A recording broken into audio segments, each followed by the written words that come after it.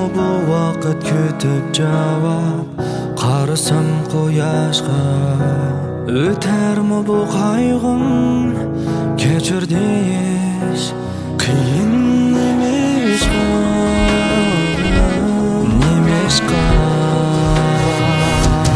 Yolg'izlikmi yetar? G'amgin kunlar o'tar. Balkim es qildik yuragimizdan seg'inishdan nega ocholmadik qo'bil. Nima uchun shuncha qiynaymiz o'zimizni?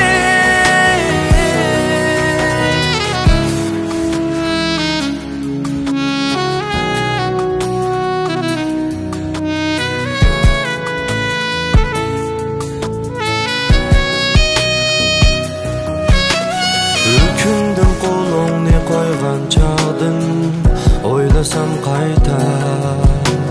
Har doim o'yladim o'tinishni, biroq ig'iz ichib qiyin nemishqa?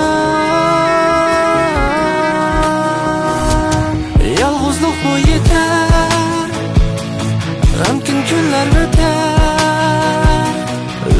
Balkim es qildik yuragimizdan seg'inishdan nega ocholmadik qo'bil. Nima uchun shuncha qiynaymiz o'zimizni?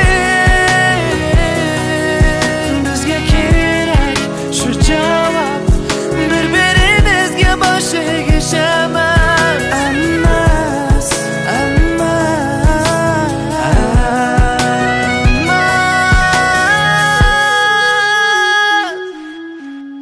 Kelgin yanımga, ig'iz ochaysanmi? Kechir meni, kechir meni.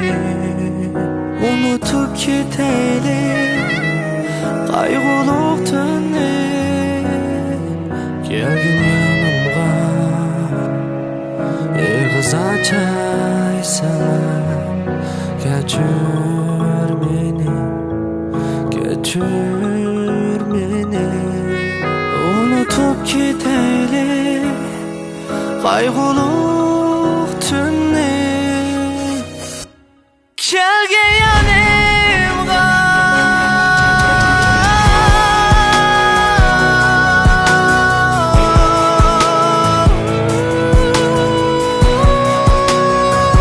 kelgin yanimga, ig'iz ochaysanmi? Kechir meni, kechir meni. Unutib ketaylik qayg'uli